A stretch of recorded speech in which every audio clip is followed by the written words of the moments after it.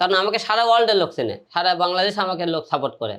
তাহলে আমি তো তাহলে মানব সেবা রাজনীতি করে তো করতে হয়, শুধু রাজনীতি কি ব্যবহার করি মানব সেবা কাজগুলো, তাহলে তো আমি বগুড়া করতাম, সারা ওয়ার্ল্ডে করতাম না। সারা ওয়ার্ল্ডে যাই তো কাজ কাম করি দিত, তাহলে অবশ্যই জনগণের জন্য মানব সেবা কাজগুলো করি, কোনো পলিটিক্সের কোনো লিডার হওয়ার জন্য না। মানুষ আমি যেমন ধরেন রাজনীতি না করেও কিন্তু আগে থেকে মানুষের জনসেবা কাজগুলো করে আসতেছি। এই যে আমি কয়টা বছর ধরে মানুষের যে কোনো আপদ বিপদে মানুষের পাশে দাঁড়াইতেছি। ধরেন আমি তো ইচ্ছে করলে আমার নির্বাচনী এলাকা হলো যে বগুড়া 4, বগুড়া শহরে। তো আমি তো পলিটিক্সের জন্যই মনে করেন মানব সেবা করি, তাহলে শুধু বগুড়া মানুষের পাশে দাঁড়াইতাম। যেহেতু আমি মানব সেবা জনগণের পাশে থাকতে চাই, জনগণের ভালোবাসি, তাহলে আমি সিলেট কেন মানুষের জন্য বন্যাদের পাশে দাঁড়াবো, কুমিল্লা কেন দামো, খুলনা কেন দামো, অথবা দিনাজপুর কেন যাবো? আমি অবশ্যই আমি জনগণের জন্য কাজ করি, জনগণের জন্য ভালোবাসি। মোটামুটি ধরতে গেলে ছেলে মেয়ে দুটোই আছে, তবে বাংলাদেশের থেকে কলকাতায় একটু মেয়ের সংখ্যা একটু বেশি ভক্ত আমার। আসলে এখন তো মানুষের যোগাযোগ করা খুব সহজ, ফেসবুক মানুষের নক করলে পাওয়া যায়, হোয়াটসঅ্যাপে যে কোনো লোক যে কোনো বিষয়ে আমার নাম্বার জোগাড় করে। আর যেহেতু কলকাতাতে বিভিন্ন মনে করেন মিডিয়াতে আমার চলাফেরা, বিভিন্ন সাংবাদিকের সাথে চলাফেরা, কিছু না কিছু মনে করেন নাম্বার পেয়ে যায় তারা, ভাই আপনি রিয়েল আইডিটা খুঁজে পায় না। তো এইরকম মনে করেন ফেক আইডির সাথে অনেক ছেলে অনেক মেয়ে কিন্তু প্রতারণার শিকারও হয়। তো অনেকে এরকম আমাকে নিয়ে অনেক টাইমে ফেক আইডি থেকে মেয়েদের অশ্লীল কথাবার্তা, অশ্লীল ছবি পাঠায়, পাঠানোর পরে কিন্তু তারা বিতর্কের মধ্যেও পড়ে যায়, যে আমার সম্মান নিয়েও তারা অনেক নষ্ট করে। তো আমি এই বিষয়টা নিয়েও অনেক টাইমে ভয়ে থাকি।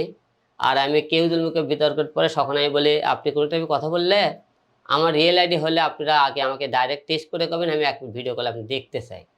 যে আমি অবশ্যই আমার এটা অভ্যেস সাথে যে কোনো ছেলে হোক মেয়ে হোক, আমি কল দিলে আমি তাদের কলটা ধরি, ফোনে কি আর অফোনে কি। আবার কোনো একটা তো রাস্তার মনে করেন ভিক্ষি করতে শুরু করে টোকায় গার্মেন্টসে যে কোনো লোকও তুলে বলে ভাই আপনি সেটা সেলফি তুলতে থেকে আপনার সব অফিসে আমি একবার আসে দেখা করতে চাই, আপনি আমার শখ একটা গান কি একটা টিকটক করবো, আমি ঠিক আছে আপনারা আসেন। এটা কিন্তু মনে করে 8-10টা হিরো হিরোইনের দিনেই বাংলাদেশের এই জিনিসটা খুঁজে খুব কমই পায়, কিন্তু হিরো আলম কিন্তু সাধারণ মানুষের মধ্যে সবাই দেখা পায়। উনি তো আজকে এত দূর আসা, তারা আমাকে সাপোর্ট না করলে তো এত দূর আসতে পারতাম না। এই জন্য জনগণের বন্ধু হিরো আলম সবাই বলে, গরিবের বন্ধু মানবতার ফেরিওয়ালা। জীবনে অপূর্ণতা অবশ্যই এমন একটা বাংলাদেশের সিনেমা তৈরি করে দিতে চাই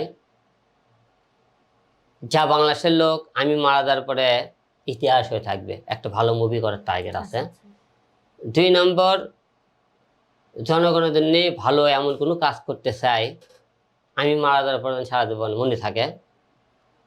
যে এমন একটা আশায় আছে ভবিষ্যতে এমন কোনো লোক জীবনে আমার আসতে পারে যে তার সহযোগিতা একটা ভালো একটা জায়গা প্ল্যাটফর্ম তৈরি করতে পারি, এবং নিজের সৎ পথে পরিশ্রম করে যত দূরে আল্লাহ পাক নিয়ে এসেছে, জীবনে কারো যদি সহযোগিতা নাও পায়, যে আমি আমার তরফ থেকে এমন কিছু করে যেতে চাই যে সারা জীবন যেন আমাকে মনে রাখতে পারে, একটা আশা আছে, চেষ্টা চালাইতেছি।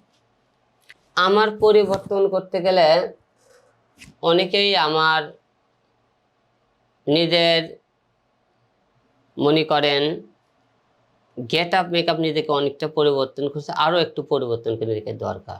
এক, আর্থিক কিছু সাপোর্ট দরকার, যে সাপোর্ট দিয়ে মানুষ হিরো আলমের লেখাপড়া বলেন, তার কথাবার্তা স্টাইল বলেন, হিরো আলমের চেয়ারে আরও পরিবর্তন বলেন,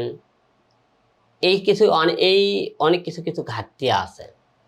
এইগুলো মনে করেন পূরণ করতে পারলে জনগণের একটু হলো যে সমস্ত সুশীল সমাজের লোক যেগুলো চোখ তুলে আঙুল তুলে কথা বলে, এই কথাগুলো তাকে বন্ধ করে দিতে পারবো। কিন্তু চেষ্টায় আছে, একদিন হিরো আলম এত কিছু লড়াই সংগ্রাম যখন করে এত দূরে আসতে পেরেছে, বাদ বাকি যে নেগেটিভ যে টুকটাক সুশীল সমাজের লোকের আছে এটাও একদিন কেটে দেবে ইনশাআল্লাহ। আমি কিছু বলতে চাই মানে অবশ্যই তার মনের জানা অজানা অনেক কথা আছে, সে সমস্ত কথা বলতে চাই সবাই আমরা।